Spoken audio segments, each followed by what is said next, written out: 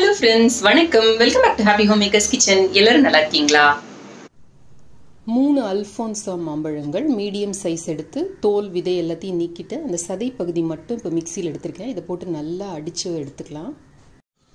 இப்போ அரைச்சாச்சு. என்கிட்ட இந்த ஃபில்டரோடு இருக்கிறதுனால நான் இதை இப்படியே எடுத்துக்க போகிறேன். அப்படி ஒருவேளை உங்கள் மிக்சியில் அந்த ஃபில்டர் இல்லை அப்படின்னா நீங்கள் தனியாக ஒரு சூப் ஸ்ட்ரெயினரில் இந்த மேங்கோ ஜூஸை நல்லா சீவ் பண்ணி எடுத்துக்கோங்க. ஏன்னா அந்த நாரெல்லாம் ஏதாவது இருந்ததுன்னா அதில் ரிமூவ் பண்ணிடலாம். கடைகளில் உங்களுக்கு ஃப்ரெஷ் க்ரீம்னு கிடைக்கும், அதை வாங்கிக்கோங்க. வாங்கிட்டு வேறு ஒன்றும் இல்லைங்க, இது பால் மேலே இருக்கிற அந்த ஏடு தான். நம்ம வீட்டில் பாலில் நிறைய ஏடு இருந்ததுன்னா அதை எடுத்து கலெக்ட் பண்ணி ஃப்ரீசரில் வச்சுக்கிட்டே இருந்தோம்னா அதை கூட நம்ம இதுக்கு யூஸ் பண்ணிக்கலாம். நல்ல ஃப்ரீசரில் வச்சு ஃப்ரீஸ் பண்ணி நல்லா சில்லுன்னு எடுத்துக்கோங்க. இந்த பாத்திரம் கூட நல்ல சில்லுன்னு இருக்கிறது அவசியம். அதே மாதிரி இதை விப் பண்ணுறதுக்கு யூஸ் பண்ணுற இதையும் நல்ல ஃப்ரீசரில் வச்சு சில்லுன்னு ஆக்கி எடுத்துக்கோங்க. இப்போ இதை விப் பண்ணிக்கலாம். ஒருவேளை உங்ககிட்ட விப்பர் இல்லை அப்படின்னா ஃபோர்க் வச்சு கூட நல்லா விப் பண்ணலாம், இல்லை விஸ்கர் வச்சு கூட விஸ்க் பண்ணலாம். பட் அது ரொம்ப நேரம் ஆகும்.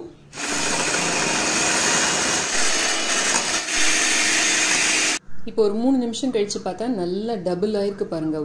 இந்த மாதிரி நல்லா திக்காக வர வரைக்கும் இதை நல்லா பீட் பண்ணி எடுத்துக்கோங்க. இதோட இப்போ ஒரு 100 கிராம் அளவுக்கு நான் கண்டென்ஸ்ட் மில்க் சேர்த்துக்கிறேன்.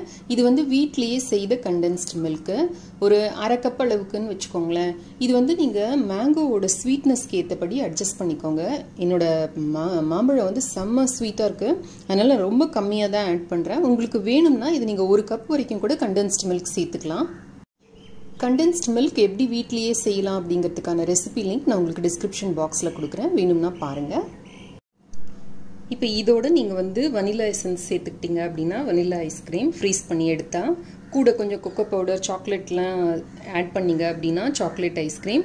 ஸோ நமக்கு இதில் என்ன வேணாலும் கலந்து நம்ம பண்ணிக்கலாம். இப்போ இந்த கண்டென்ஸ்ட் மில்க்கை நல்லா மிக்ஸ் பண்ணி கொடுத்துடலாம். நம்ம எந்த ட்ரேயில் ஃப்ரீஸ் பண்ண போகிறோமோ அதில் இதை கொட்டிக்கலாம். இப்போ இதோட நம்ம எடுத்து வச்சுருக்கிற இந்த மாம்பழ ஜூஸையும் சேர்த்துக்கலாம்.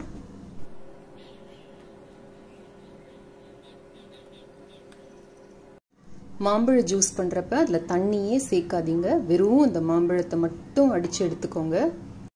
இதை இப்போ நல்லா மிக்ஸ் பண்ணி விட்டுக்கோங்க.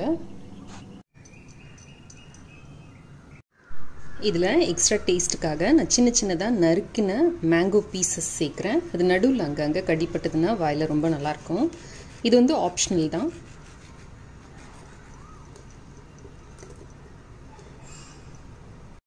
உங்களுக்கு இதில் எக்ஸ்ட்ரா ஸ்வீட்னஸ் வேணும்னு நினச்சிங்கன்னா நீங்கள் கொஞ்சம் தேன் கூட சேர்த்துக்கலாம். இப்போ இதை ஃப்ரீசரில் வச்சு ஒரு 6 மணி நேரம் நல்லா ஃப்ரீஸ் பண்ணி எடுக்கலாம். இதை ஒரு மூடி போட்டு கவர் பண்ணி வைக்க போகிறேன்.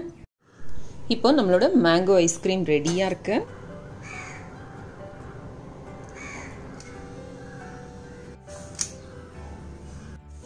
இப்போ நம்மளோட ஹோம்மேட் மேங்கோ ஐஸ்கிரீம் தயார். இந்த வீடியோ உங்களுக்கு ரொம்ப பிடிச்சிருக்கும்னு நினைக்கிறேன், பயனுள்ளதாகவும் இருக்கும்னு நினைக்கிறேன். அவசியம் இதை ட்ரை செய்து பாருங்க. ட்ரை செய்து பார்த்து எனக்கு உங்களோட கமெண்ட்ஸையும் ஃபீட்பேக்கையும் கீழே இருக்கிற கமெண்ட் செக்ஷன்ல எழுதி அனுப்புங்க. இந்த வீடியோ பிடிச்சிருந்ததுன்னா லைக் பண்ணுங்க, நம்ம சேனலுக்கு சப்ஸ்கிரைப் பண்ணி ஹாப்பி ஹோம்மேக்கர் குடும்பத்தில் ஒரு அங்கத்தினராக சேர்ந்துருங்க.